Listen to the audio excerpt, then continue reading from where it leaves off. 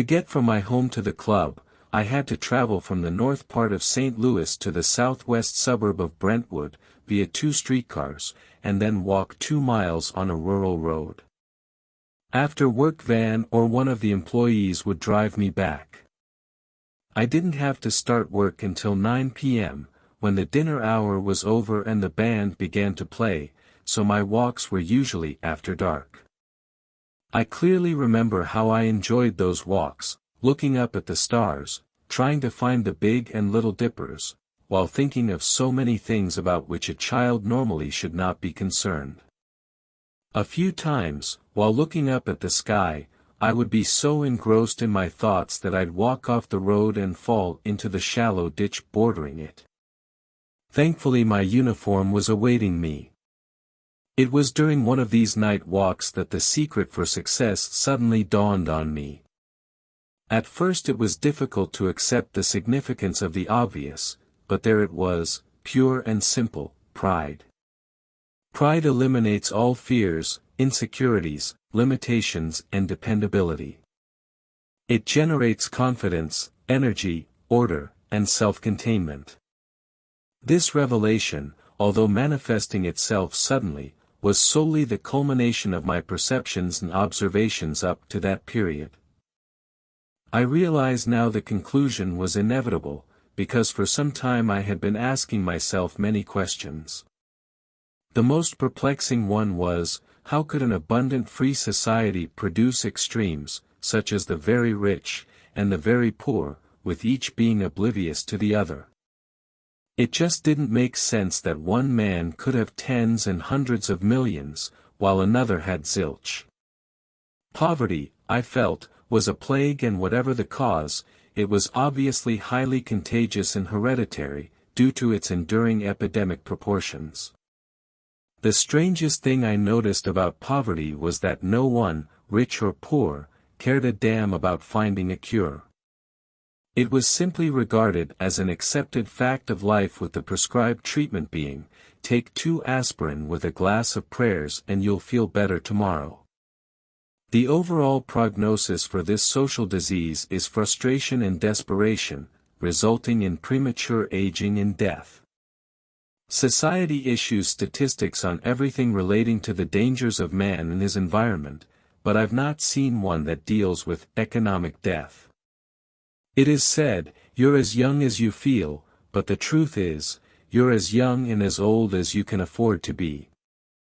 Fortunately, from my early childhood, fate and circumstance had concentrated that essential ingredient into my personality.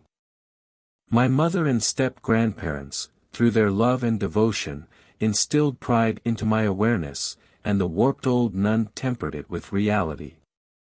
To them I owe a great debt. My mother's marriage to Bone, and his intrusion into our lives, understandably changed our relationship. We were still close and loving, but no longer could cling to each other as before. Unlike most children in a similar situation, I elected to keep the peace by adapting and doing my own thing, while at the same time, staying out of the way. This decision turned out to be wise because of his insecure jealousy. Each time Mother would hug or kiss me, she was admonished with, "That goddamned kid is not a baby." I soon got used to hearing myself referred to as, "that goddamned kid." That goddamned kid thinks he can do anything he goddamn well pleases. That goddamned kid doesn't pay any goddamned attention to any goddamn thing I say. One of these goddamn days I'm gonna kill that goddamned kid. That goddamned kid could fall in a goddamn shithouse and come out smelling like a rose. Consequently, I occupied myself away from home as much as possible, trying to make whatever money I could to keep him off my back. Shortly after he moved in with us, I soon became aware that living with him was like living with a hungry wolf.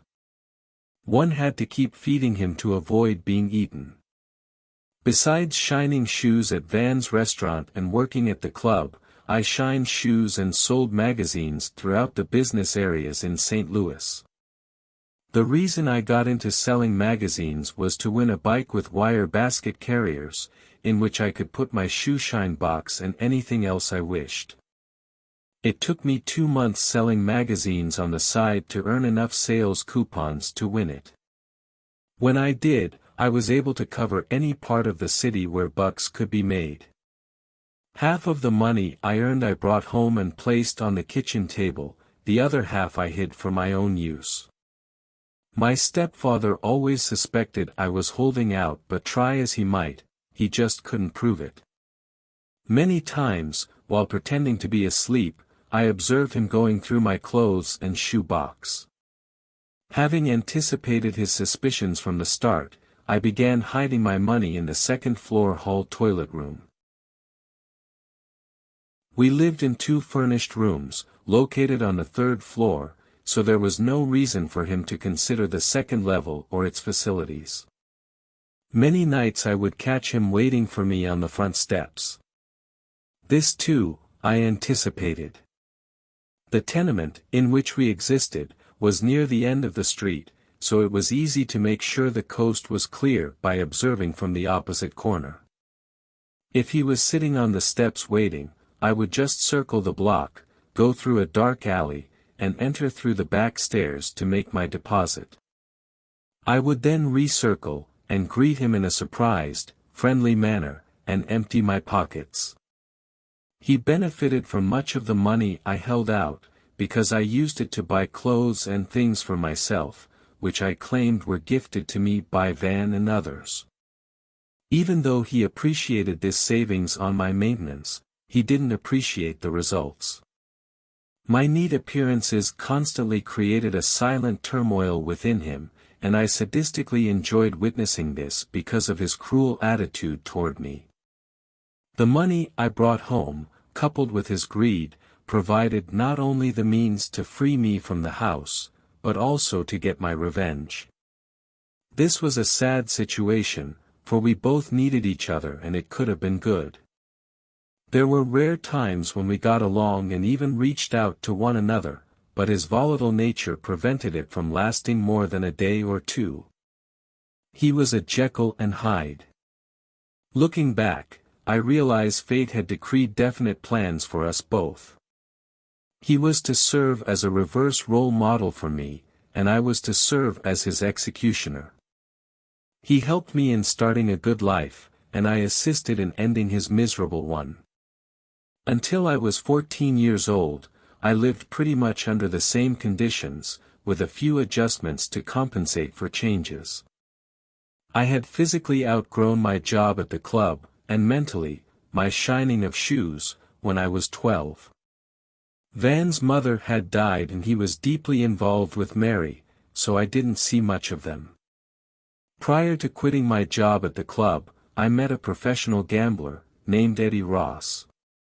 Eddie, about 65, was a tall, slender, well-dressed man, with a slight pouch and thinning hair.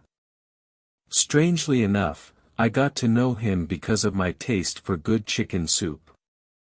Every night, before I headed for home after working my route, I would stop by a small cafe that served it as one of their daily specials.